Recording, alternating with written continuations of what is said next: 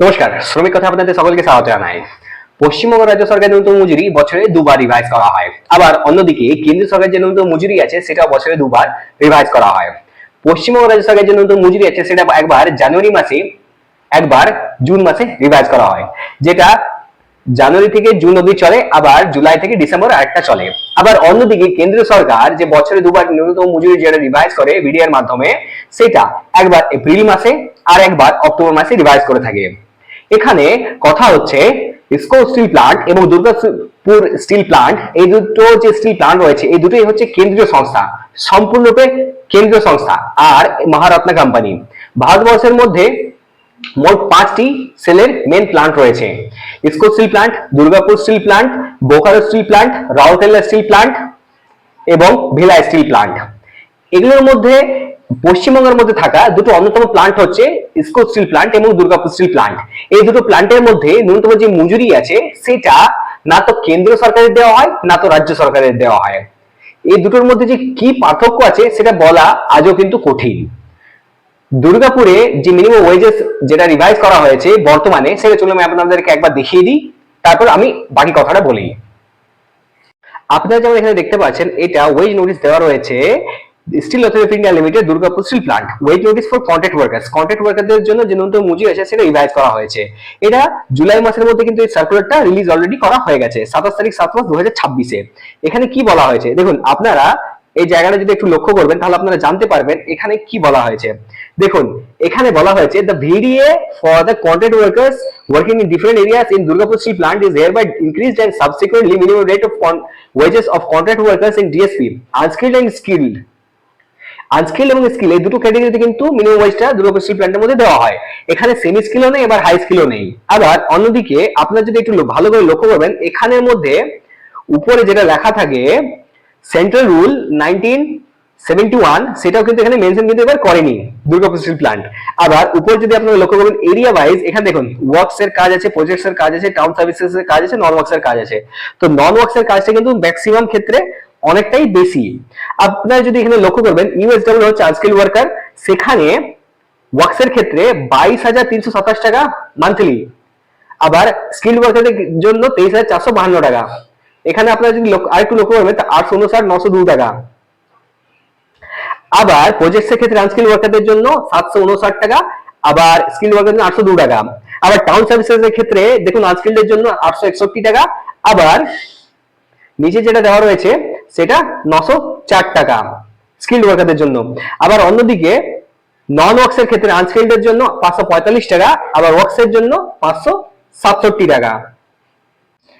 এখানে আপনারা আরেকটু লক্ষ্য করতে পারেন, এখানে কিন্তু একটা জিনিস ক্লিয়ারলি বলা হয়েছে, দেখুন 7 তারিখের মধ্যে পেমেন্ট দিতে হবে। এ বি সি জি 4টা শিফটে কাজ চলছে। এর মধ্যে আপনারা যদি একটু ভালো করে লক্ষ্য করেন, payment of over time will be made at A double rate of hourly basis.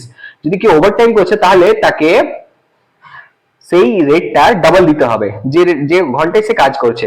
আবার এখানে আপনারা যদি একটু লক্ষ্য করবেন তাহলে এখানে আপনারা একটা ইম্পর্টেন্ট জিনিস লক্ষ্য করতে পারেন, কেসি সাহু ডেপুটি সিএলসি সেন্ট্রাল, মানে যেটা আমাদের আসানসোলে রয়েছে, শ্রম ভবন কন্যাপুর আসানসোল। এখানে মোবাইল নাম্বার দেওয়া আছে, টেলিফোন নাম্বার, এটা পিনকোড আমাদের।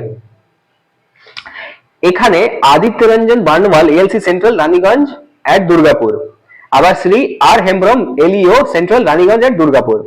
এইটা দুজন দুর্গাপুরে রয়েছেন। This issues with approval competent authority and is applicable with immediate effect। দেখুন এখানে এই দুর্গাপুর স্টিল প্ল্যান্টের যিনি সিগনেচার করেছেন, authorise signatory for Durgapur steel plant, Sukumar Pan. আবার এখানে এটা সকল প্রিন্সিপাল এমপ্লয়ার, সিজিএম, এইচওডি সকলকে কিন্তু সার্কুলেট করতে বলা হয়েছে নোটিশ বোর্ডের মাধ্যমে।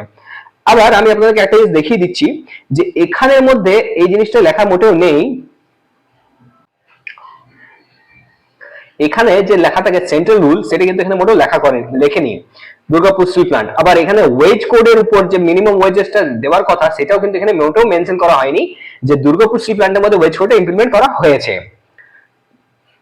অলরেডি এখানে পেমেন্টটা কিছুটা বেশি আছে, কিন্তু সম্পূর্ণরূপে বেশি কিন্তু এখানে নেই। স্কিল আনস্কিল্ড আছে, কিন্তু সেমি স্কিল আর হাই স্কিলটা গেল কোথায়? চলুন এবার আমি আপনাদের পুরো একটা সার্কুলার দেখিয়ে দিই যেখানে কিন্তু সেন্ট্রাল ওয়েজ রুলটা লেখা আছে। আপনারা এখানে দেখতে পাবেন এটা পুরনো সার্কুলার, সেই সার্কুলারের মধ্যে দুর্গাপুর স্টিল প্ল্যান্টের steel authority of India limited Durgapur steel plant, এখানে 16 থেকে 7 মার্চ 2025 এক বছর পুরনো এটা। এখানে লেখা রয়েছে under the contract labour regulation abolition act 1970 and rule 81(1) of subsection 1 of the contract labor regulation abolition act, central rules 1971, revised rate of wages of the following DSP of with effect from 1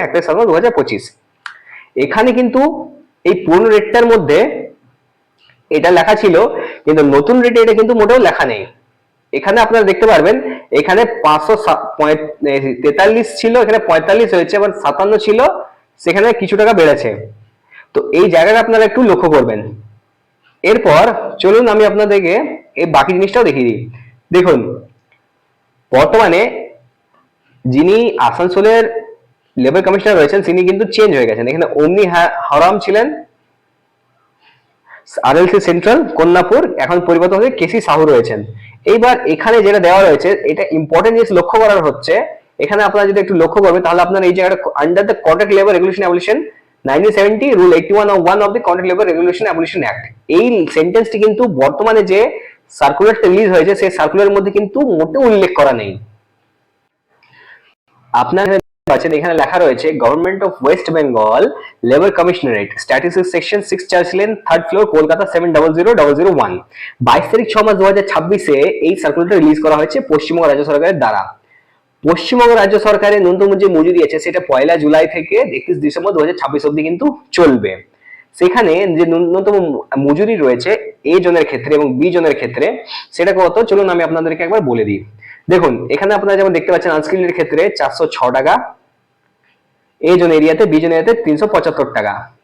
আবার যদি আপনারা একটু নিচে যাবেন তাহলে আপনারা দেখতে পারবেন এখানে যেটা দেওয়া রয়েছে সেটা যদি আপনারা লক্ষ্য করেন তো ম্যাক্সিমাম ক্ষেত্রে কিন্তু এই স্কিলের যে ক্যাটাগরিটি আছে সেটা কিন্তু একই রকমের আছে, এখানে কোনো পরিবর্তন নেই।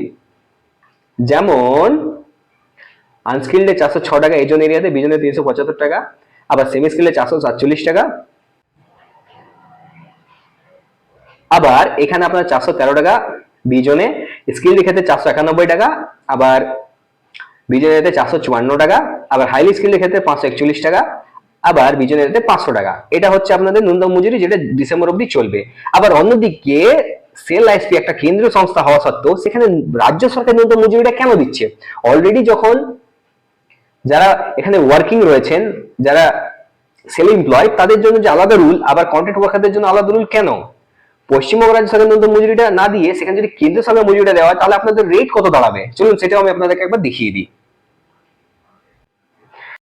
দেখুন আপনারা এখানে লক্ষ্য করতে পারবেন ministry of labour and employment chief labour commissioner, এটা 3 মার্চ 2026 কিন্তু সার্কুলার রিলিজ করা হয়েছে। এখানে বলা হয়েছে, এখানে যেটা বলা হয়েছে সেটা আপনারা একটু লক্ষ্য করবেন, এই জায়গাটা একটু মুছে দেবেন। এই জায়গাটা মুছে দেওয়ার পর এখান থেকে শুধু আপনারা দেখবেন আপনাদেরকে যেটা লেখা রয়েছে উপরে কনস্ট্রাকশন আর maintenance of roads or in runways or in building operation, এতটুকু এইটুকু জায়গা শুধু আপনারা একটু পড়ে নিন, একটু জায়গা একটু লক্ষ্য করুন।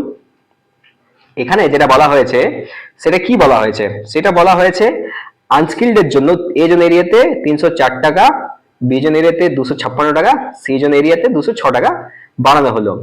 আবার অন্যদিকে যদি আপনারা একটু লক্ষ্য করবেন তাহলে সেমি স্কিলের জন্য 339 টাকা, বি জনের ক্ষেত্রে 287 টাকা, সি জনের ক্ষেত্রে 240 টাকা, আবার স্কিল্ডের ক্ষেত্রে 371 টাকা, বি জনের ক্ষেত্রে 339 টাকা, সি জনের ক্ষেত্রে 287 টাকা, হাইলি স্কিল্ডের ক্ষেত্রে 401 টাকা, বি জনের ক্ষেত্রে 371 টাকা, আবার সি জনের ক্ষেত্রে 339 টাকা। এটা হচ্ছে আপনাদের ভিডিও যেটা বানানো হয়েছে। এরপর যদি আপনারা লক্ষ্য করবেন তাহলে আপনাদের যে ন্যূনতম মজুরি আছে যেটা ইসকো স্টিল প্লান্ট আর আসানসোলের মধ্যে রেটটা যেটা দাঁড়িয়েছে সেটা হচ্ছে 1 তারিখ 4 মার্চ 2026 থেকে পেয়েবল যেটা রয়েছে এ জোন আর সি জোনটা বাদ দিয়ে দিন, এই জায়গাটা শুধু একটু লক্ষ্য রাখুন। এটা হচ্ছে এ জোন এরিয়াতে, বি জোন এরিয়াতে যদি আপনি রয়েছেন তাহলে আনস্কিলের ক্ষেত্রে 693 টাকা, সেমি স্কিলের ক্ষেত্রে 781 টাকা, স্কিলের ক্ষেত্রে 918 টাকা, আর হাইলি স্কিলের ক্ষেত্রে 1008 টাকা। এইটা হচ্ছে বর্তমানের আসানসোল এরিয়াতে ন্যূনতম মজুরি যেটা কিন্তু কার্যকর, আর পুরো আসানসোলের মধ্যেই কিন্তু এই ন্যূনতম মজুরিটা কিন্তু প্রযোজ্য। যদি কেউ এই আমার এই কথাটা মিথ্যা বলে দিতে পারে, মিথ্যা প্রমাণ করে দিতে পারে, তাহলে আমি মেনে যাব, কেননা এইটাই হচ্ছে বর্তমানে রেট। এরপর এটাকে কেন আমি বর্তমানে রেট বলছি, আপনারা যদি একটু লক্ষ্য করবেন তাহলে এখানে স্পষ্টভাবে এখানে বলা হয়েছে the BD has been rounded off to the next high rupee as per the decision of the minimum wages advisory board. The classification of workers under different categories will be same as per part 1 area ABC enclosed at annexure 1 for the ready reference. আবার দেখুন, the instant notification is being issued in pursuance of subsection 2 of section 69 of the code on wages 2019-29 of 2019 and shall remain in force till the corresponding order is issued in pursuance of subsection 2 of the section 7 of the said code.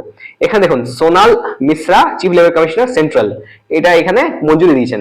এরপর আপনাদের যদি বুঝতে অসুবিধা হয় তাহলে আপনারা একটু নিচে আসবেন, নিচে আসার পর এই সার্কুলারটা নিচে এসে এখানে আপনারা লক্ষ্য করতে পারেন এখানে আপনাদের জন্য স্কিল এরিয়াতে যে ক্লাসিফিকেশন রয়েছে সেটা দেখুন, আমি এটা নিজের মুখ থেকে বলছি না, এখানে ভারত কা রাজপত্র দ্বারা এটা প্রমাণিত, ভাগ 2 খণ্ড 3, এখান থেকে আপনারা এটা লক্ষ্য করতে পারেন যে এখানে এটা মিথ্যা না সত্যি। ভারত কা রাজপত্র, ভারতের যে গ্যাজেট রয়েছে সেটার মধ্যে এখানে স্পষ্ট করা হয়েছে।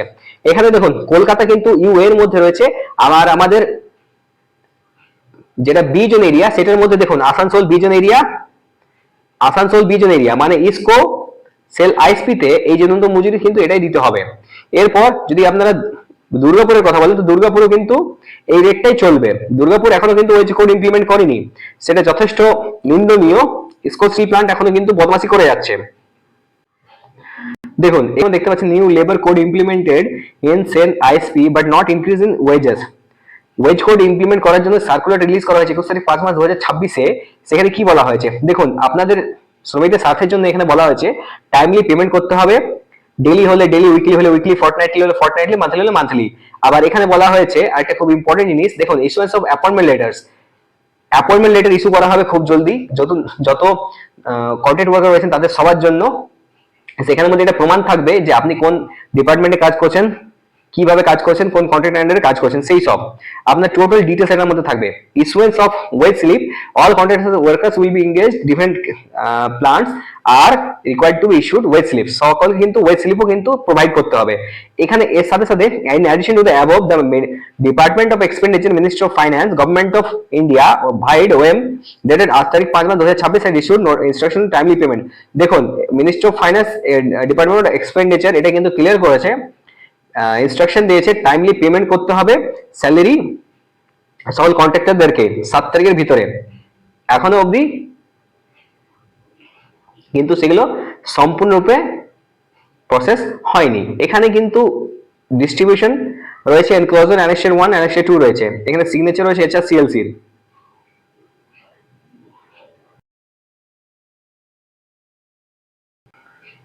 বর্তমানে ওয়েজ কোড ইসকো স্টিল প্ল্যান্টের মধ্যে কখন ইমপ্লিমেন্ট করা হবে, অ্যাপয়েন্টমেন্ট লেটার কখন দেওয়া হবে, ওয়েজ স্লিপ কিভাবে দেওয়া হচ্ছে কি দেওয়া হচ্ছে না সেটাও আমরা এখনো জানি না। বায়োমেট্রিক সিস্টেমটা এখন সঠিকভাবে কিন্তু কার্যকর হয়নি। আমরা দেখব আগামী দিনে এই যে নতুন ওয়েজ কোড পাস হয়েছে যেটা কিনা ভারত সরকার ইমপ্লিমেন্ট করতে বলেছে, সিল একটি কেন্দ্রীয় সংস্থা, এই সত্ত্বেও কিন্তু এখনো পর্যন্ত ইমপ্লিমেন্ট করা হয়নি। ন্যূনতম যে মজুরিটা দেওয়া হয়েছে বর্তমানে এই আগস্ট মাসের মধ্যে পূর্ণ রেট অনুযায়ী দেওয়া হয়েছে, সেখানে 6 টাকা কিংবা 7 টাকা বাড়ানো হয়েছে, কিন্তু ওয়েজ কোডটা গেল কোথায়? ওয়েজ কোড অনুযায়ী যদি ন্যূনতম মজুরি আপনাদেরকে দেওয়া হয়ে থাকে তাহলে আপনাদের যে ন্যূনতম মজুরি কত হবে সেটার জন্য আমি একটা আলাদা ভিডিও বানাবো, সেখানেও আমি আপনাদেরকে এটা স্পষ্ট করে দেবো কি আপনারা যদি আনস্কিল ওয়ার্কার হিসেবে কাজ করছেন তাহলে অন্তত 18,000 কিংবা 19,000 টাকা আপনাদের স্যালারি ক্রেডিট হওয়ার কথা।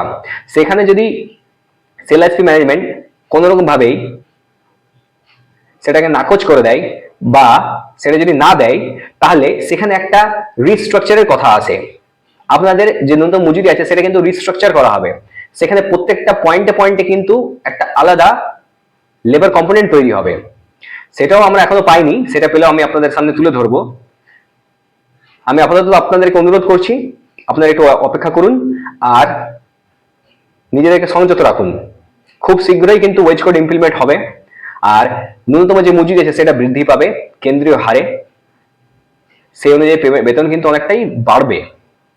যদি ভিডিওটা আপনাদের ইনফরমেটিভ লেগে থাকে চ্যানেলটা অবশ্যই সাবস্ক্রাইব করুন, পাশে যে নোটিফিকেশন বেল দিয়েছে ওটাকে অলে ক্লিক করে দিন। আমরা এরকম অনেক ইনফরমেটিভ ভিডিও আগামী দিনে নিয়ে আসবো। আজকে মতো এতটাই, ধন্যবাদ।